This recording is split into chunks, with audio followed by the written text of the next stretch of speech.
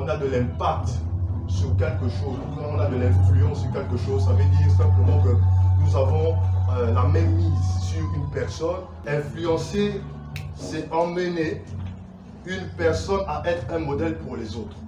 Je répète, influencer, c'est emmener une personne à être un modèle pour les autres. Ça veut dire quoi? Ça veut dire que si nous emmenons des personnes à être des modèles pour les autres, ça veut simplement dire que nous-mêmes, au préalable, nous sommes des modèles. Ça veut dire qu'au préalable, nous-mêmes, nous devons être des modèles. C'est pourquoi, lorsque Dieu crée l'homme à son image, à sa ressemblance, il va dire domine. Mais à la création, j'ai compris que Dieu a béni l'homme et il a donné la fonction de dominer. Donc l'homme en fait a été créé. En réalité, sa première fonction c'était de dominer. Donc amener, d'accord, c'est-à-dire amener à avoir une même mise, si je peux le dire ainsi, sur tout ce qui était sur la terre. Avoir de l'emprise sur tout ce qu'il y a sur la terre. Mais l'une des choses qui fait en sorte que nous n'arrivons pas à dominer sur ceux qui nous entourent, c'est parce qu'en réalité, nous ne connaissons pas d'abord notre identité, nous ne connaissons pas qui nous sommes. C'est pourquoi j'aimerais te dire à toi qui m'écoutes ce matin, connais ton identité. Connais qui tu es. Connais le don, le talent que Dieu a mis en toi. Parce que tu as quelque chose que Dieu veut, comment il veut développer en toi. C'est pourquoi tu dois connaître qui tu es, afin de pouvoir régner, dominer sur tout ce qu'il a. La Bible dit qu'il a créé l'homme à son image et à sa ressemblance, afin de dominer sur quoi? Les poissons, les oiseaux du ciel, sur les bétails, sur tout ce qui était sur la terre. Ça veut dire que l'homme a eu cette fonction-là de Dieu. Question que je nous pose ce matin. Quel est ce don que Dieu t'a donné? Nous voulons influencer, nous voulons impacter. Quel est ce don que Dieu t'a donné? Ce que tu as, ce que tu sais faire, en fait, c'est pour avoir une même mise, pour amener des personnes à être comme Christ, pour amener des personnes à sortir d'une situation. Assurément, il y a des personnes qui vivent dans la dure, il y a des personnes qui n'arrivent pas à s'en sortir. Mais Dieu a mis quelque chose en toi, un potentiel qui fait en sorte que lorsque tu vas dire quelque chose, la personne peut se retrouver, la personne peut changer de vie. Parce que la Bible dit que la vie et la mort sont au pouvoir de la langue. Ça veut dire que l'homme a cette capacité-là de pouvoir changer les choses, changer les mentalités, changer le système de quelque chose ou des circonstances. La première chose que nous devons comprendre, c'est qui nous sommes. Tu ne peux pas influencer, ou nous ne pouvons pas influencer, si nous ne connaissons pas qui nous sommes. Alléluia. Non seulement nous devons connaître qui nous sommes, mais la deuxième chose, c'est avoir une intimité avec Dieu. Une intimité avec Dieu. L'intimité avec Dieu, l'intimité avec ton Créateur, l'intimité avec la personne qui t'a créé, la personne qui t'a façonné. Alléluia. Cette intimité va faire en sorte que le dépôt qui est en nous va nous emmener à transférer cela à d'autres personnes afin que ces personnes puissent agir de manière différente. Alléluia. Est-ce que nous pouvons prendre nos Bibles dans le livre de Actes chapitre 3, Actes chapitre 3 à partir du verset 1. Actes chapitre 3 à partir du verset 1. Pierre et Jean montaient ensemble au temple. Pierre et Jean montaient ensemble au temple, pardon. À l'heure de la prière. À l'heure de la prière. C'était la 9e heure. C'était la 9e heure. Verset 2. Il avait un homme boiteux de naissance. Yes. Qu'on portait et qu'on plaçait tous les jours à la porte du temple appelé la Belle. Yes. Pour qu'il demandât l'aumône à ceux qui entraient dans le temple. Cet homme, ayant Pierre et Jean qui allaient, entra leur demanda l'aumône. Verset 4. Pierre de même et Jean fixent les yeux sur lui et dit, regarde-nous. Et il regardait attentivement, s'étendant à recevoir de quelque chose. Yes. Alors Pierre lui dit, je n'ai ni argent ni or, mais ce que j'ai, je te le donne. Yes. Au nom de Jésus-Christ de Nazareth, lève-toi et marche. Verset 7. C'est bon, tu peux t'arrêter au verset 6. Voyons l'histoire de Pierre et Jean qui montaient au temple. La Bible dit à l'heure de la prière. Donc, en fait, je suppose que ces deux personnes-là avaient une relation avec Dieu. S'ils allaient tous les jours, ils montaient au temple, ça veut dire qu'ils avaient l'habitude d'aller à cet endroit. Ils avaient cette habitude de pouvoir être dans la présence de Dieu afin de rechercher quelque chose. Mais lorsqu'ils arrivent, la Bible dit qu'ils trouvera qui? Un paralytique de naissance. Et là, ils vont commencer à parler avec le paralytique. Il va dire à ce paralytique-là, je n'ai pas d'argent, je n'ai pas l'or, mais ce que j'ai, je te le donne. En fait, Pierre est en train de donner le dépôt que Dieu avait mis en lui. Dieu en lui est en train de le transférer cela. Parfois, nous voulons influencer. Vous savez, il y a quelque chose de très fondamental. Écoutez, dans notre, comment dire, on est tous presque étudiants ici. Et lorsque nous sommes dans notre, comment dirais-je, dans notre école, ou dans notre famille, ou dans notre environnement, il y a des choses qui se passent. Parfois, on veut changer tellement de choses, mais on n'arrive pas. Il y a une chose que le monde est en train de faire, c'est quoi? C'est qu'aujourd'hui, pour régner, il faut l'argent. Bien aimé. Nous n'avons pas encore, je dirais, nous n'avons pas encore de l'argent. Mais si nous voulons gagner des personnes, ou gagner le Sénégal, gagner des personnes à Christ, nous n'avons plus que l'argent. C'est notre intimité qui va nous emmener à pouvoir emmener des personnes à Christ. Nous n'avons pas d'argent. Mais ce qui va faire en sorte que les personnes viennent à Christ ou encore changent de vie, c'est notre intimité avec le Seigneur. Le dépôt que Dieu a mis en nous qui va faire en sorte que ces personnes-là puissent venir à Christ. Il faudra que nous puissions travailler notre intimité. De sorte que ce qui sort de notre bouche soit une puissance. Ce qui sort en fait de nos entrailles soit puissant. Le monde a l'argent, oui. Mais nous, qu'est-ce que nous avons? Nous avons le Saint-Esprit. On veut gagner des personnes. Il y a des sphères, il y a des sphères de la société où, pour parler avec cette personne, il faut être, par exemple, au même niveau. Mais nous n'avons pas cette capacité pour l'instant, je dis bien. Mais qu'est-ce qui va faire en sorte que nous puissions gagner ces personnes-là? C'est notre intimité avec le Seigneur. Notre relation avec le Seigneur. C'est pourquoi j'aimerais dire à quelqu'un ici, développe ton intimité avec le Seigneur. Développe ton intimité avec le Seigneur. La Bible dit, si tu crois, tu verras la gloire de Dieu. Développe ton intimité avec le Seigneur. Notre langage doit être adapté à celui du Seigneur. La Bible dit, tel qu'il est, tel nous sommes. Comment faire en sorte que, par exemple, nous puissions gagner par exemple à qui ça? À Christ. Gagner ces dirigeants-là à Christ. Comment nous pouvons le faire? Il suffit juste que ces personnes se présentent devant nous. Je suivais une prédication d'un homme de Dieu qui disait qu'il suffit juste que, je ne sais pas, un joueur, par exemple Kylian Mbappé, se présente devant lui, commence à parler. Assurément, il y a des personnes qui vont s'agenouiller pour dire je veux quelque chose. Non, attendez, parce que lui, il a quelque chose que nous n'avons pas encore sur assurément. Son argent est une influence. Son argent est une influence. Tout de suite, il peut nous corrompre avec son argent. Mais si nous avons l'intimité avec Dieu, nous avons le Saint-Esprit en nous, notre relation, le dépôt que Dieu a mis en nous, va faire en sorte que nous ne puissions pas être corrompus. Va faire en sorte que lorsqu'il nous voit, nous sommes différents des autres. Nous sommes différents des autres, nous sommes différents de lui. Pour briller, il va falloir avoir une intimité avec Dieu. Même si tu ne vois pas encore la chose arriver, continue, persévère. Même si tu ne vois pas encore quelque chose se passer, continue, persévère. Ne t'arrête pas. Influencer. Influencer, je disais, c'est emmener une personne à être un modèle pour les autres. Et je parlais de l'intimité tout à l'heure. Nous pouvons encore le voir dans 2 Corinthiens 3 à partir du verset 18, qui est le verset de l'année. 2 Corinthiens 3, verset 18. Yes. Nous tous qui, le visage découvert, contemplant comme dans un miroir, la gloire du Seigneur, nous sommes transformés, en la même image, de gloire en gloire, comme par le Seigneur, l'Esprit. Vous voyez d'abord qu'au préalable, c'est la contemplation, la relation que tu as avec Dieu qui va te permettre de pouvoir influencer sur tout ce qui se passe autour de toi. Ton adoration, ta prière, ta manière de faire avec le Seigneur va t'emmener à être une influence pour des personnes dans des situations qui se présentent devant toi. Sachant comment influencer. J'aimerais dire à quelqu'un ce matin, développe ton intimité. Tu ne peux pas avoir d'influence sans pourtant avoir de relation ou d'intimité avec le Seigneur. Sans pourtant avoir d'intimité avec ton créateur.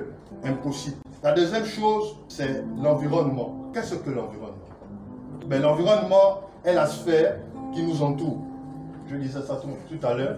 Ça peut être notre famille, nos amis, nos connaissances, nos camarades de classe, nos collègues de travail, tous ceux qui nous entourent. L'environnement est le lieu où nous devons régner, où nous devons dominer. Et j'ai pris le passage de Genèse 1 à partir du verset 26, que nous avons encore lu tout à l'heure. Il va dire, je crée l'homme à ton image et à ta ressemblance, afin de pouvoir avoir une mainmise, afin de pouvoir avoir le contrôle, parce que ces choses-là sont sur la terre. Ces choses-là cette création-là nous appartient. Pour impacter notre environnement, nous devons être nous-mêmes stables. Nous devons être stables. Amen. Pour impacter notre environnement, notre entourage, nous devons être stables. Alléluia. Nous pouvons le voir dans Daniel 1 à partir du verset 8. Si quelqu'un peut m'aider, Daniel 1 à partir du verset 8. Daniel 1, verset 8. Daniel résolut de ne pas se souiller. Daniel résolut de ne pas se souiller. Par les mets du roi. Par les mains du roi. Et par le vin dont le roi buvait. Et il pria le chef des eunuques de ne pas l'obliger à se souiller. Yes. Alléluia. Daniel, la Bible dit quoi? Daniel résolut de ne pas se souiller. Il résolut de ne pas se souiller. Premièrement, pourquoi? Parce que Daniel connaissait qui il était. Deuxièmement, pourquoi? Parce que Daniel avait l'Esprit de Dieu en lui. Troisièmement, pourquoi? Parce que Daniel avait le caractère de Christ. J'aimerais dire à quelqu'un ce matin, tu veux régner, tu veux dominer, sois stable, connais qui tu es. Première chose. Deuxième chose, l'Esprit de Dieu en toi. Ensuite, le caractère de Christ. L'Esprit de Dieu en nous demeure. Il est là. Mais ce qui va amener la stabilité, ou encore le fait que nous soyons fermes dans nos décisions, c'est le caractère de Christ. En effet, l'Esprit demeure, le caractère fait asseoir. L'Esprit est en nous, le caractère de Dieu fait en sorte que nous puissions être assis, être stables. Yes. Ce que Dieu a mis en nous, l'amour, la fidélité, toutes ces choses, fait en sorte que nous soyons assis. Ainsi, nous ne pouvons pas être corrompus par tout ce qui se fait. Ainsi, nous ne pouvons pas être, comment dire, nous ne pouvons pas être souillés par ces choses du monde. Ainsi, nous ne pouvons pas, parce que nous connaissons qui nous sommes en Christ. Nous ne pouvons pas impacter, influencer notre environnement si nous sommes confus dans notre esprit. Nous ne savons pas ce que nous voulons. Nous sommes confus. Nous sommes ballottés de tout vent. Parfois, on entend une parole, on va à gauche. On va entendre une parole, on va à droite. Mais qu'est-ce que Dieu te dit? Qu'est-ce que Dieu te dit en fait? Qu'est-ce qu'il te dit? Tous les jours, nous sommes dans la présence de Dieu. Seigneur, Seigneur, je veux. Seigneur, je veux. Seigneur, Seigneur. Mais en fait, le Seigneur il parle. Écoutez, même s'il se tait, il parle. Le silence de Dieu est une parole. Comprenons le langage de Christ en fait. Nous devons être stables. Daniel a refusé de se souiller parce qu'il connaissait qui il était. Parce que le caractère de Christ en lui était stable. Personne, aucun vent ne pouvait le balloter. Aucun vent. Ainsi, il ne pouvait pas faire autre chose que ce que Dieu lui a demandé de faire. Il ne pouvait pas dire ce que Dieu lui. Il ne pouvait que dire ce que Dieu lui demandait de dire. Parce qu'il connaissait qui il était. Parce qu'il avait développé son intimité. Ce qui a fait en sorte qu'il pouvait être stable. Nous voulons sortir. Nous voulons sortir nos familles de ce qui se passe, de cette tradition bizarre qu'il y a dans nos familles. Écoutez, développons notre intimité avec Dieu. Laissons l'Esprit de Dieu travailler en nous. L'Esprit de Dieu transforme. Le caractère de Dieu vient nous faire asseoir. Ainsi, lorsqu'il y a quelque chose qui se passe, je ne pourrais pas aller à gauche, je ne pourrais pas aller à droite. Je reste focalisé sur ce que Dieu m'a dit. Yes. Qu'est-ce que Dieu t'a dit? Quelle est cette chose que Dieu t'a dit? Comment nous marchons? Être influent sur une personne, sur un groupe de personnes, sur une circonstance. En fait, c'est nous, encore, comme je disais tout à l'heure, c'est nous laisser conduire par l'Esprit de Dieu. Nous pouvons le voir dans Acte 13. Paul qui était conduit par l'Esprit, il marchait par l'Esprit. Mais écoutez, je ne suis pas ce matin ici devant vous pour vous parler simplement des chrétiens. La Bible dit qu'il a créé l'homme, il n'a pas créé les chrétiens. Il a créé l'homme à son image et à sa ressemblance. En fait, le but de Dieu, comme pouvait le dire le pasteur, c'est de nous ramener dans le jardin d'Éden. Ça veut dire qu'en réalité, l'homme est un esprit. Que tu sois païen ou que tu sois chrétien, tu dois le comprendre. Nous sommes d'abord esprit et nous avons un créateur. Ça veut dire que si nous avons un créateur, nous sommes influencés par lui. Et nous marchons selon sa direction, selon comme il veut. Pas comme je veux, mais selon comme il veut en fait. Comme il veut. Lorsque Dieu créa la terre, il a créé toutes ces choses. En fait, c'était Dieu était en train d'amener son royaume sur la terre. Ça veut dire qu'en réalité, nous sommes des dieux. Nous venons de quelque part. Alléluia. Nous venons de quelque part. Connaître ces choses nous emmène à être stables. Nous emmène à ne pas être ballottés. Beaucoup aujourd'hui, parfois on quitte même la foi. On nie même notre foi. Parce que la circonstance est en train de nous faire ça dur. Aïe, je ne peux pas supporter. Margot, je fais comment? Je n'arrive pas, mais comment? Je suis en train d'essayer, mais je n'arrive pas. En fait, en réalité, tu ne connais pas qui tu es. Parce que tout ce qui a un nom, on le dit ici tous les jours, tout ce qui a un nom a des oreilles. Tout ce qui a un nom a des oreilles. Si je suis fait à l'image et à la ressemblance de Dieu, si Dieu est, je suis, ça veut dire que j'ai la domination sur ce qui règne là. J'ai la capacité de changer tout ce qui a autour de moi. J'ai la capacité de dire stop. Il y a quelqu'un qui m'a vu tout récemment, qui me dit, qui m'a expliqué un peu sur sa situation. Elle me disait, comment dirais-je, dans ma famille, il y a des choses qui se passent, il y a de la sorcellerie, il y a beaucoup de choses qui se passent. À un moment donné, elle me dit, prie pour moi. Connais qui tu es. C'est le message que j'ai pour quelqu'un ce matin. Connais qui tu es. Connais ce qui sommeille en toi. Développe ce qui sommeille en toi. Alléluia. Notre environnement est influencé dès l'instant où nous apprécions ce que nous avons, ce que Dieu nous a donné maintenant et que nous continuons à travailler pour ce qui est à venir. Si tu connais qui tu es, si Dieu travaille avec toi, tu connais qui tu es, Dieu travaille avec toi. Il y a des choses qu'il te donne pour que ça soit effectif dès maintenant. Nous sommes des influenceurs, nous voulons influencer le monde parce que le monde attend quelque chose de nous. Dieu nous donne le pouvoir, cette capacité-là, de pouvoir changer les circonstances autour de nous. Mais si nous aimons, d'accord, si nous aimons ce que Dieu nous donne maintenant, nous aurons du mal à pouvoir travailler pour ce qui est à venir. Nous aurons du mal à travailler pour ce qui est à venir. Ce qui fait en sorte qu'aujourd'hui, nous pouvons être satisfaits de ce que nous avons entre nos mains. C'est parce qu'en fait, nous aimons cela. Et nous croyons que c'est fini en fait, qu'il y a quelque chose d'autre. Quelqu'un qui est influencé par Dieu ou qui est influencé par quelque chose n'est pas satisfait de ce qu'il a entre ses mains. Il travaille pour ce qui est à venir. Je pourrais dire à quelqu'un un jour, n'apprécie pas ton présent. Tombe amoureux de ton futur. N'apprécie pas ton présent. Ce que Dieu t'a donné entre les mains n'est pas une finalité. Ne te satisfais pas de cela. Travaille pour toujours rechercher plus. Alléluia. Vous pouvez le voir dans Apocalypse 4. Quelqu'un peut lire avec moi. Apocalypse 4, verset 1. Apocalypse 4, verset 1. Oui. Après cela, je regardais, et voici, une porte était ouverte dans le ciel.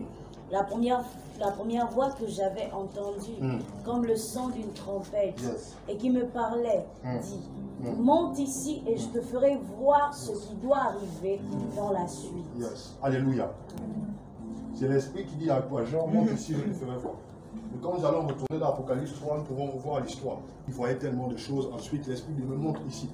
En fait, l'Esprit l'a emmené à voir encore de plus en plus. Au fur et à mesure, il montait avec le Seigneur. Il ne s'arrêtait pas sur ce qu'il voyait. Au fur et à mesure, il montait. L'Esprit l'emmenait à monter davantage. Pouvons prendre encore Genèse 12. Genèse 12 à partir du verset 1 jusqu'au verset 3. Genèse 12, verset 1 à 3. L'Éternel dit à Abraham, va-t'en de ton pays, de ta patrie et de la maison de ton père, dans le pays que je te montrerai. Je ferai de toi une grande nation, et je te bénirai et je rendrai ton nom grand. Et tu seras une source de bénédiction. Je bénirai ceux qui te béniront, et je maudirai ceux qui te maudiront. Alléluia. Et toutes les familles de la terre seront bénies en toi. Alléluia. Vous allez remarquer quelque chose.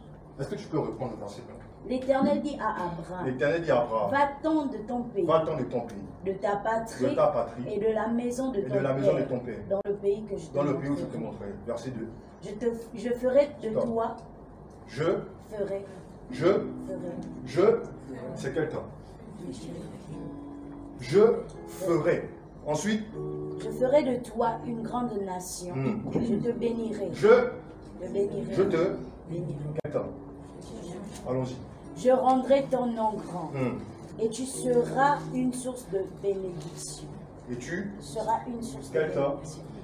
Dieu a fait des promesses là-bas. Mais j'aimerais, en fait, quand j'ai médité ce passage, j'étais en train de réfléchir en fait. Je disais, mais Dieu parle à Abraham en disant, je ferai, tu seras. Et Abraham est sorti, tout en ayant à l'esprit qu'il sera, tout en ayant à l'esprit que Dieu va faire.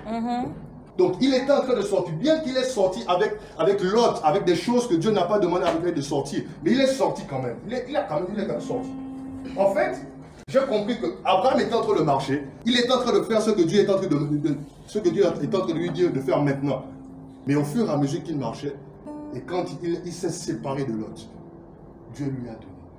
Il a vu quelque chose de nouveau. Il a vu les promesses de Dieu. Celui qui marche par l'esprit, celui qui veut influencer, impacter, ne doit pas se satisfaire de ce qu'il a entre ses mains maintenant, doit être amoureux de son futur, doit travailler pour ce qu'il voit, pour sa vision, doit travailler pour qu'est-ce que tu vois, qu'est-ce que tu veux. Tu dois travailler avec cela à l'esprit.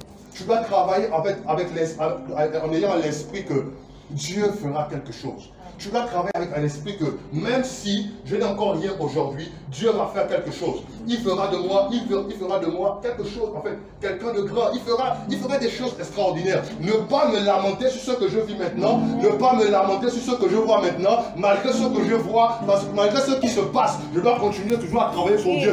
Même si c'est difficile, même s'il y a quelque chose de compliqué, je dois toujours continuer à travailler pour l'œuvre de Dieu. Ainsi, je pourrais voir ce que Dieu, au fur et à mesure que je marche, va encore ouvrir mes portes. Il va ouvrir mes portes au fur et à mesure que je marche. Il va faire quelque chose. Alléluia. Ne pas nous satisfaire de ce que nous avons. Ce que j'ai ne suffit pas. Je veux encore plus, Seigneur. Ce que j'ai, en fait, pour ma famille, Seigneur, oui, je le fais. Mais je veux encore plus. Seigneur, je vois ma famille, je vois les membres de ma famille en train de se donner à Christ. Mais il y a encore les vents qui sont en train de les balloter. Seigneur, je veux encore plus. Seigneur, dans mes études, je vois que je travaille. Mais en fait, il y a quelque chose qui m'empêche de pouvoir avancer. Mais Seigneur, je veux encore plus. Ne pas me satisfaire de ce que j'ai maintenant va nous emmener à être influents. Parce que nous savons où Dieu nous a pris. Nous savons ce que nous pouvons faire. Parce que Dieu est capable de changer tout. Alléluia. La conséquence de travailler pour ceux qui est à venir est l'impactation qu'il y aura autour. Non seulement tu seras changé, mais ton environnement également. C'est le cas d'Abraham. Abraham a obéi. Il a marché selon les principes de Dieu, selon les recommandations de Dieu. Vous allez voir que lorsque Abraham a été béni, Abraham n'a pas été béni seul. Sarah qui était stérile aussi a été touchée. Ça veut dire qu'en réalité, l'œuvre que tu fais pour Dieu, ce que tu fais pour Dieu, va emmener ta famille à être impactée, va emmener ton environnement à être impacté, va emmener tes camarades de classe, les personnes là que tu ne peux pas être appris à être impactées. Mais simplement, tu dois continuer à travailler, tu dois continuer à faire quelque chose pour Dieu. Alléluia. Notre influence emmène notre environnement à bénéficier de ce que nous avons reçu. Comme je disais au préalable, tout part de l'intimité. Alléluia. Et la seule personne qui est capable de nous donner cette influence, cet impact-là, il s'appelle Jésus. J'ai dit, il s'appelle Jésus. Vous savez, on se présente souvent ici et parfois les gens pensent qu'on parle. Et voilà, c'est simplement une récitation. On vient s'asseoir, on écoute et puis on part. Mais écoutez, tous ceux qui passent ou encore tous ceux qui sont assis ici ont une histoire. Je me rappelle en 2006, lorsque je suis tombé malade, crise d'épilepsie. J'ai fait plus de 5 ans avec cette maladie. Je dis bien plus de 5 ans. Alléluia. Plus de 5 ans avec cette maladie. Et quand je suis arrivé à Port-Gentil, j'ai pu voir des jeunes qui étaient assoiffés du Seigneur. Je me suis dit, mais on m'a tellement prêché l'évangile, mais j'ai même refusé. Mais comment je peux voir des jeunes aussi assoiffés de Dieu? Comment c'est fait en sorte que... Mais qu'est-ce qui se passe? Et un jour, on est venu me prêcher l'évangile. J'étais au lycée, par une soeur que les gens ici connaissent, la soeur Kesha. Elle m'a prêché l'évangile. J'ai accepté le Seigneur. Celui que j'ai rejeté hier, celui dont j'ai vilipendé son nom hier, je ne pensais pas l'accepter un jour. Une circonstance s'est passée. Dans le règne de l'esprit, c'est même une opportunité pour Dieu. Et je pouvais voir que lorsque on m'a emmené à l'hôpital, on a fait des examens, mes parents et moi-même nous étions surpris que les médecins disent Yoann, tu es en bonne santé. Mais je suis en bonne santé, mais je souffre dans mon corps. Je n'arrive pas à dormir. Je dors sur une crise. Je dors, je fais les scènes. Je dors, je pisse au lit. Je dors, en fait, je suis en train de dormir avec mes parents. Je suis en train de faire des choses. Mais comment vous pouvez me dire que je suis guéri? Je suis même allé, on est même allé jusqu'à faire des rituels. Des rituels. Des fétiches là. Des marabouts là. Je l'ai fait. Parce qu'on cherchait une solution. On est jusqu'à aller me donner des interdits. Parce que on m'a amené dans une forêt. On a fait des incantations là-bas. Est-ce que je parle à quelqu'un ici? On a fait des incantations pour trouver une solution par rapport à la maladie. On a fait asseoir mes parents, du côté de mon père, du côté de ma mère. On a posé la question, est-ce qu'il y a des personnes dans votre famille qui souffrent de cette maladie-là? Parce qu'apparemment, ça a l'air héréditaire. Mon père a dit non. On a eu à me donner des interdits. Je ne devais plus manger un certain nombre de choses. Pour ceux qui me connaissent, j'aime bien manger. On a eu à m'interdire des choses. Je ne devais plus manger un certain nombre de nourriture. Je ne devais plus faire certaines choses. Jusqu'à ce que, quand je sors de la forêt, après les incantations, on me dit marche. Regarde pas derrière. Si tu me regardes derrière,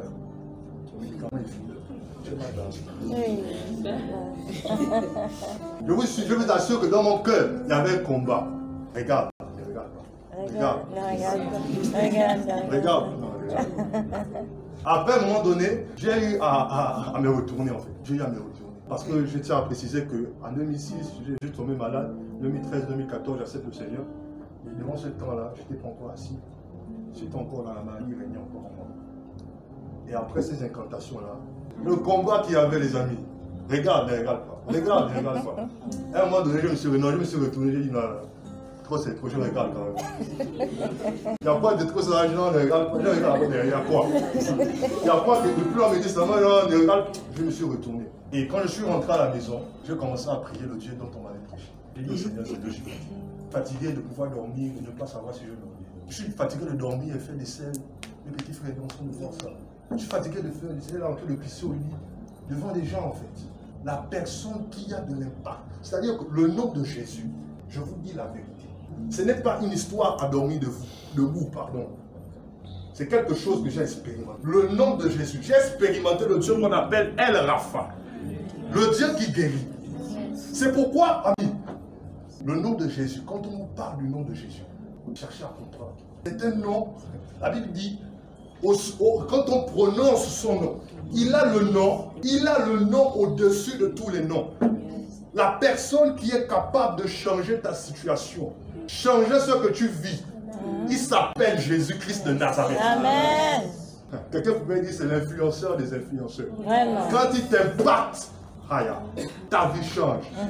Quand il te touche, tu n'es plus la même personne. Quand il t'habite, tu n'es plus la même personne. Quand il touche quelque chose dans ta vie, la chose change. Ce n'est pas une récitation, ce n'est pas une histoire, ce n'est pas, comment dire ça, un conte. Le nom de Jésus a de l'impact, a de l'effet. Alléluia. Nous pouvons voir cette femme à la perte de sang. Elle a consulté des médecins. 12 ans passés de sa vie, elle a consulté des médecins. La Bible dit un jour, elle a entendu parler de Jésus. Mais je vais vous dire mieux. Non seulement elle a entendu parler de Jésus, mais elle a aussi cru en ce Jésus. Bien avant qu'elle puisse coucher, elle a déjà cru. Parce qu'elle a entendu. Elle est arrivée devant ce Jésus. Elle a juste touché le top de son vêtement. Elle a été guérie. Elle a touché, elle a été guérie. Une maladie qu'elle portait pendant combien d'années? En quelques secondes ou en combien de minutes, la maladie a... elle était guérie de sa maladie.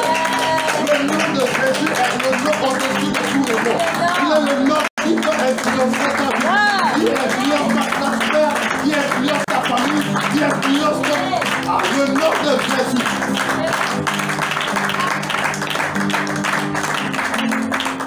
C'est pourquoi je voudrais dire à quelqu'un ici, si tu avais l'habitude de prononcer ce nom avec légèreté, fais attention.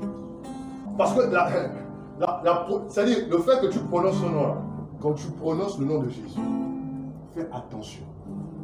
On ne joue pas avec ce nom. On ne joue pas avec ce nom. Si tu avais l'habitude de blaguer avec ce nom, j'aimerais t'annoncer ce matin, arrête. Arrête. Parce que quand tu l'appelles, il répond. Et quand il répond, est-ce que tu peux tenir? Tu as prononcé son nom, est-ce que tu peux véritablement tenir? Oh, j'étais en train de blaguer. Tu peux tenir. Alléluia. Amen. Le Dieu vivant d'Israël, il est réel. La personne qui peut changer ta situation. Je ne sais pas par quoi tu passes.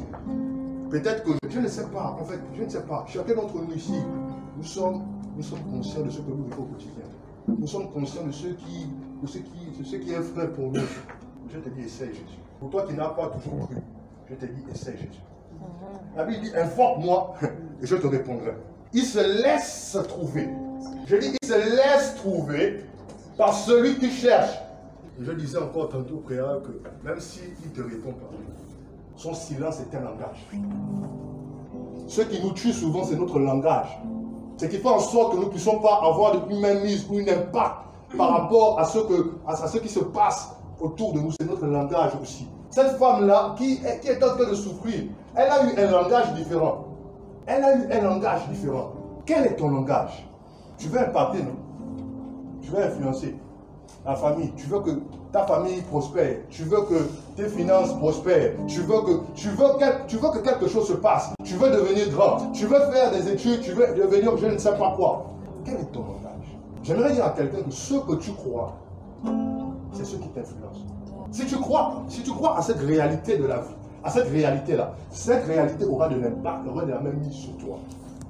On se laisse facilement influencer par ce qui est autour de nous. Notre langage n'est même pas adapté à la personne qui nous a créés. Ce que tu crois a de l'impact sur toi. Si tu crois que la terre où tu es, où tu vis, a de l'emprise sur toi, en fait, la réalité de la terre là, aura de l'emprise sur toi, sur ta vie. Ce matin, j'aimerais véritablement que tu réalises que la personne qui peut changer, c'est qui peut changer dans notre vie. Et nous devons avoir un langage qui est adapté. Alléluia. Un langage qui est adapté.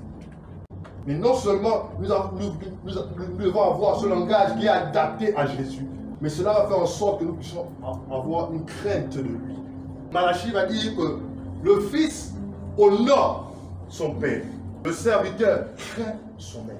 Je te pose la question, véritablement, de tout cœur, en toute sincérité.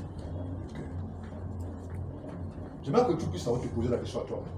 Tu crains qui? Est-ce qu'on peut véritablement rentrer dedans de nous? Nous posons cette question. Parce que la personne que tu crains, c'est la personne qui a de l'influence sur toi. Tu crains qui? Est-ce que tu peux rentrer dedans de toi véritablement? Tu te poses cette question. Parce que la personne que tu crains, c'est le langage que tu adoptes. C'est ce langage-là que tu adoptes. C'est ce langage que tu adoptes. Tu crains qui? Est-ce que tu crains, je ne sais pas, les hommes? Est-ce que tu crains... Tu crains qui? Je ne sais pas. La personne que nous craignons, notre langage est adapté à cette personne.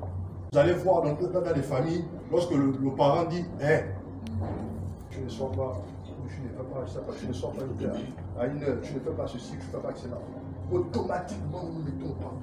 Parce que ce n'est pas la peur, c'est non seulement sur le respect, mais je ne sais pas, c'est aussi la crainte vis-à-vis de la personne qui est sur notre emprise, qui a de la même mise sur nous, qui a de l'influence sur nous. Ainsi, nous ne pourrons pas faire quelque chose qui n'est pas adapté à cette personne-là. Mais ce matin, il s'agit de Jésus. Est-ce que tu crains véritablement Dieu? En dehors du fait que nous puissions être d'abord chrétiens, non. Enlevons d'abord cela. Est-ce que véritablement, en tant qu'homme, nous craignons véritablement Dieu? Parce que si nous craignons ce Dieu-là, nous aurons un langage adapté à lui.